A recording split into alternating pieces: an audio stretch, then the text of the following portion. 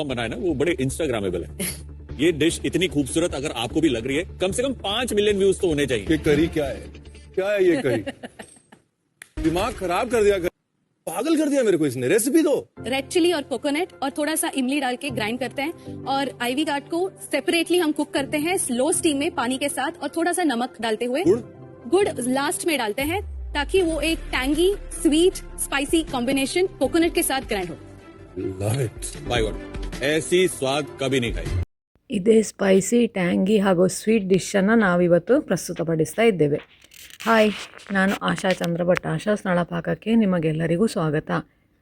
ಇವತ್ತು ಮಾಸ್ಟರ್ ಶೆಫಿನಲ್ಲಿ ಮಾಡಿದಂತಹ ಒಂದು ಸುಲಭವಾದ, ಬೇಗ ಮಾಡುವಂತಹ ಹಾಗೂ ರುಚಿಕರವಾದಂತಹ ಒಂದು ರೆಸಿಪಿಯನ್ನು ನಾನಿವತ್ತು ಮಾಡ್ತಾ ಇದ್ದೇನೆ. ಅದು ಏನು ಅಂದರೆ ಸೋರೆಕಾಯಿ ಹಾಗೂ ಬದನೆಕಾಯಿಯನ್ನು ಉಪಯೋಗಿಸಿಕೊಂಡು ನಾವು ನಮ್ಮೂರಲ್ಲಿ ಹುಳಿ ಮೆಣಸಿನ ಕೊದಿಲು ಅಂತ ಏನು ಮಾಡ್ತೇವೆ, ಅದೇ ರೆಸಿಪಿ ಇದೆ. ಅದರಲ್ಲಿ ದೊಡ್ಡ ಮಸಾಲೆಗಳೆಲ್ಲ ಏನಿಲ್ಲ. ಅದನ್ನೇ ಮತ್ತು ಸುಲಭವಾಗಿ ನಾವು ಹೇಗೆ ಕಡಿಮೆ ಸಮಯದಲ್ಲಿ ಹೇಗೆ ಮಾಡ್ಬೋದು ಅಂತ ಹೇಳೋದನ್ನು ಈಗ ತೋರಿಸ್ತಾ ಇದ್ದೇವೆ. ಅದರ ಜೊತೆಗೆ ದೋಸೆ ಹಾಗೂ ಅದರ ಮೇಲೆ ಮಾಮೂಲಾಗಿ ನಮ್ಮ ಹತ್ರ ಏನು ತರಕಾರಿಗಳಿದೆ ಅದನ್ನು ಉಪಯೋಗಿಸಿಕೊಂಡು ಡಿಸೈನ್ ಮಾಡಿಕೊಂಡ್ರೆ ಮಕ್ಕಳಿಗೆ ತುಂಬ ಇಷ್ಟ ಆಗ್ತದೆ. ಈಗ ಇಲ್ಲಿ ನಾನು ತಗೊಂಡಿರೋದು ಅರ್ಧ ಸೋರೆಕಾಯಿ, ಒಂದು ಬದನೆಕಾಯಿ, ಹಾಗೆಯೇ ಒಂದು ದೊಡ್ಡ ಈರುಳ್ಳಿ, ಇದಕ್ಕೆ ಮೆಣಸು, ಕಾಯಿ, ಹುಣಸೆಹಣ್ಣು, ಉಪ್ಪು ಹಾಗೂ ಬೆಲ್ಲ. ಒಗ್ಗರಣೆಗೆ ಬೆಳ್ಳುಳ್ಳಿ, ಸಾಸಿವೆ, ಮೆಣಸು, ಕರಿಬೇವು.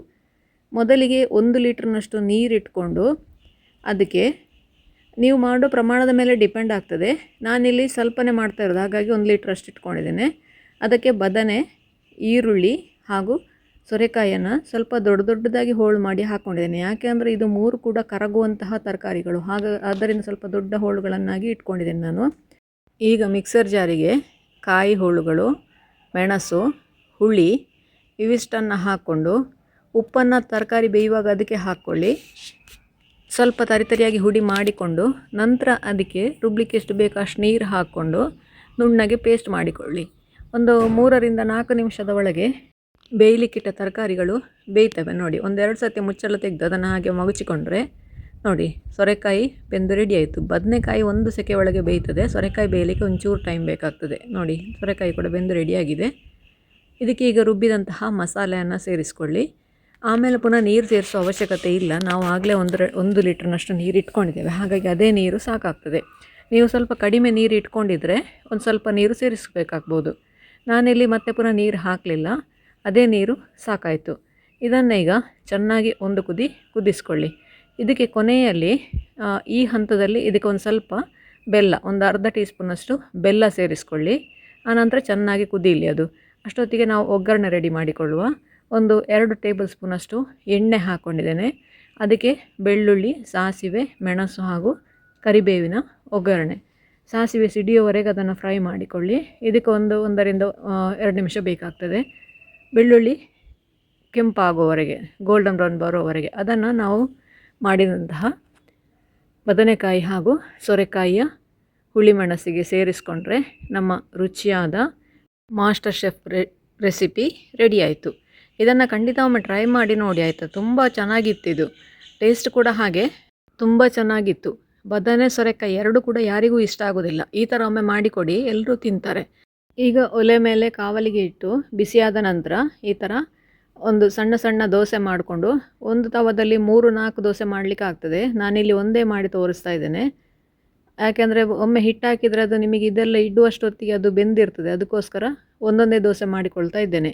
ಈ ಥರ ನಿಮ್ಮ ಹತ್ರ ಡೆಕೋರೇಷನ್ ಮಾಡಲಿಕ್ಕೆ ಏನಿದೆ ಅದನ್ನು ಇಟ್ಕೊಳ್ಬೋದು. ಕ್ಯಾರೆಟು, ಬೀನ್ಸು, ಈರುಳ್ಳಿ, ಕ್ಯಾಪ್ಸಿಕಮ್ಮು, ಹಾಗೆ ಮೆಂತೆ ಎಲೆ, ನಿಮಗೆ ಎಂತ ಸಿಗ್ತದೆ ಅದನ್ನು, ಕೊತ್ತಂಬರಿ ಸೊಪ್ಪು, ನಿಮಗೆ ಯಾವುದು ಸಿಗ್ತದೆ ಆ ಎಲೆಯನ್ನು ಇಟ್ಕೊಳ್ಬೋದು.